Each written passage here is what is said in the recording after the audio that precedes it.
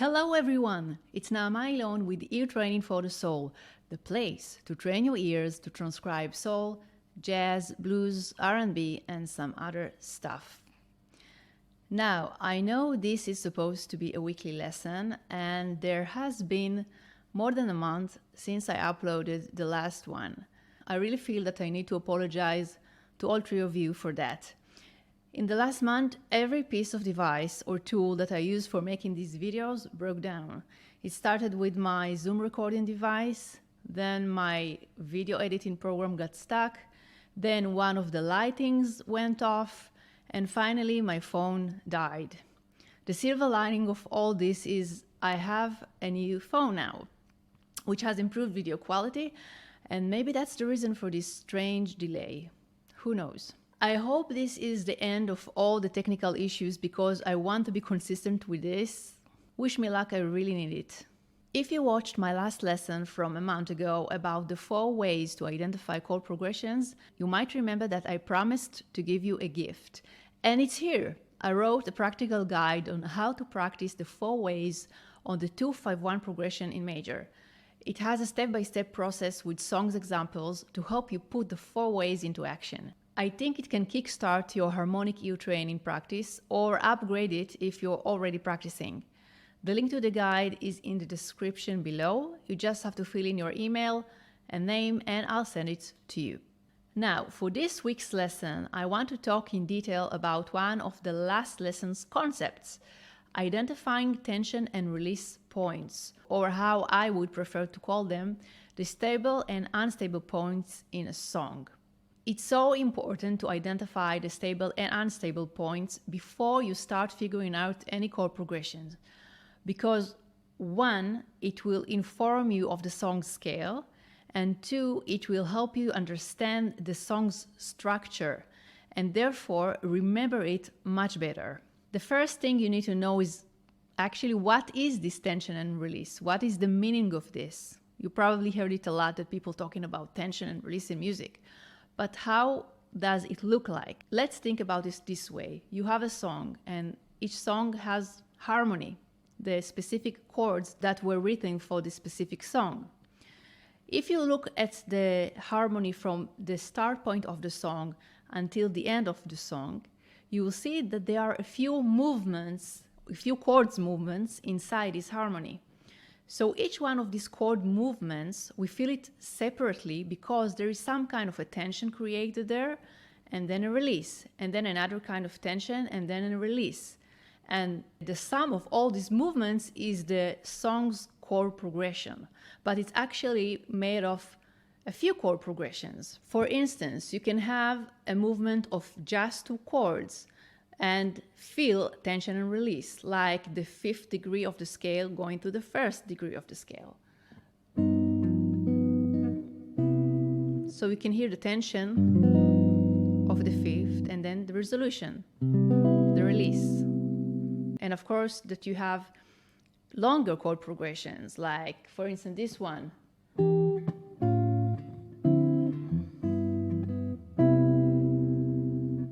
But again, you can feel that there were points here that create tension, like this, for example, this one.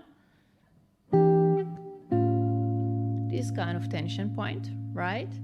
Then we have kind of a release, but it's not a final release because there's another dominant chord, and then we have the 1 or the release. The only thing that's matter for now is that you notice that you have the tension, that the created tension, and then you have a point of release in the progression. I was thinking about which song I could use to demonstrate this concept, and then I bumped into Paul Davis Chord Progression Solos Challenge on YouTube and thought this could be a perfect example for this practice because it has a slow tempo and it's very obvious what the song scale is after just a few bars. These are the first 4 bars. 1, 2, 3, 4.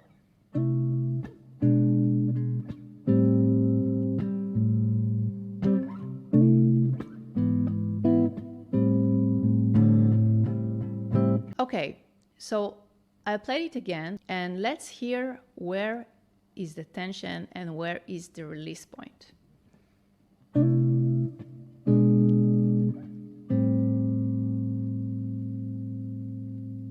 This is what happens in the first two bars. And it's very obvious that this is the release point, right? This chord feels like something that needs to be released. And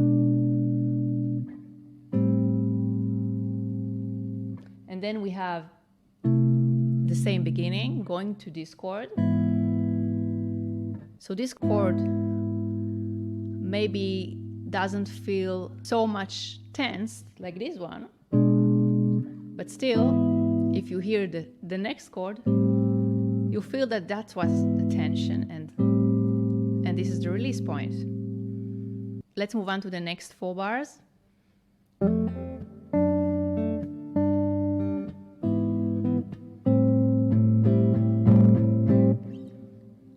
Okay, where is the tension and where is the release?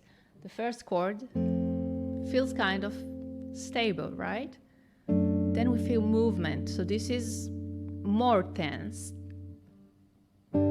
This is kind of feel like a release, but it's not a final release because we have this chord. And then we have, again, the same chord that we have at the beginning. So after 7 bars into the song, I immediately feel where the most stable chords are, and I mark them with S. I intentionally didn't say the chord's name because I want you to focus on where this progression is going. Which chords are the unstable ones which move the harmony forward, and which ones are the stable ones or the target of the chord's movement. 7 bars into the progression, we already have 3 obvious stable chords, which sound like the same chord, this one.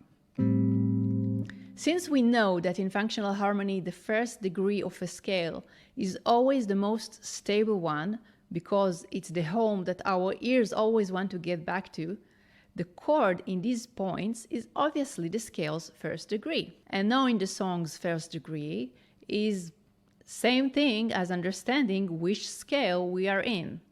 If you can identify by ear that this is a minor chord and then find the chord's root on the guitar, you'll figure out that the song scale is A minor. So now we know that we are in A minor scale. We did that by finding the first degree of the scale, the 1, using our ability to understand to which stable point the chord progressions lead us. Let's see what's going on in the following bars. I hear another progression at bars 8 and 9. It starts with unstable chord. That's basically the same chord, just inversion, going to a stable one, and then we have again an unstable chord, stable one, and unstable.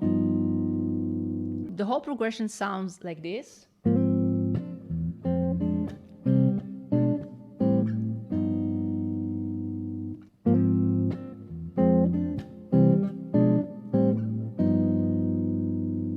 This stable chord, it's a stable point, but it's not a first degree, right? It doesn't sound like the A minor 7th.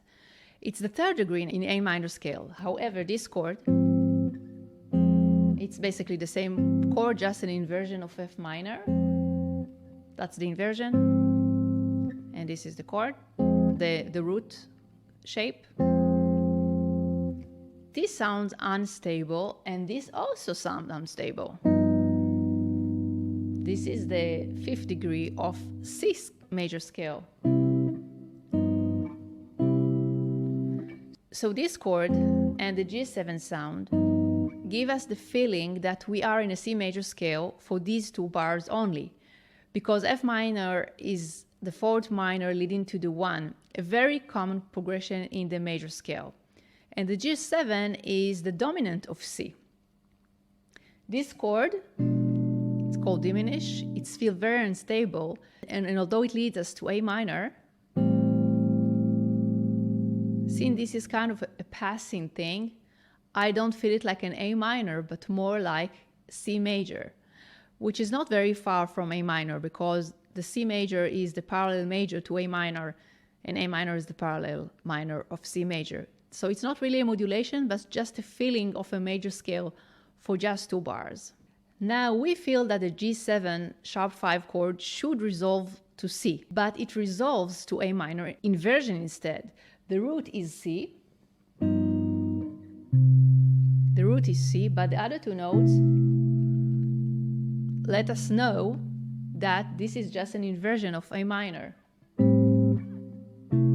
This is A minor 7, and this is inversion of A minor triad.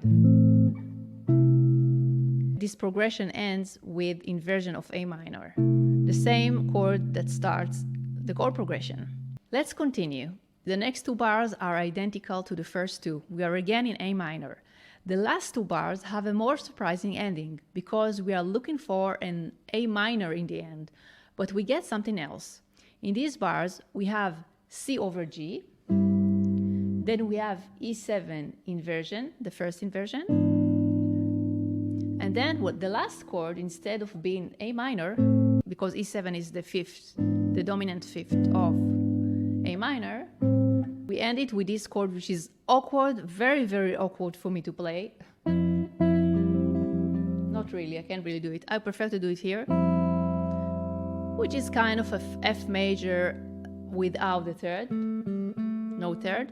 And F major is the 6th degree in A minor scale. So it's also A minor. We just have a surprising ending. Instead of the 1, we have the 6th degree in the end. If we look at the whole thing, we can see that hearing the stable and unstable points help us, 1, find the first degree, that is the scale name, and as a result, the other scale degrees, because we have to know where is the 1 in order to find the other scale degrees. And 2, understand how the harmony is structured, which helps us remember the form. After hearing the stable and unstable chords, I can choose to divide this 13 bars song into 2 or 3 sections, whatever is more helpful for me to remember it. Let's say that I choose to divide it into 3 sections as shown in the picture. The first section consists of 2 bars plus 2 bars. The second is 3 bars plus 2 bars, and the third section is 2 bars plus 2 bars. So if I have this structured in this way, for me it's really helpful to remember where the song is going, what is the structure, remember it faster. That's the whole point of it. I hope this clarifies why it's so important to start paying attention to the tension and release points, or the stable and unstable chords. Feel free to ask me any question you have about that, and if you find this video helpful, please share it with your guitar friends so they can also learn about this way of identifying chord progressions. Thanks so much for watching. Don't forget to grab your free guide, and see you next Thursday if the force will be with me. Take care.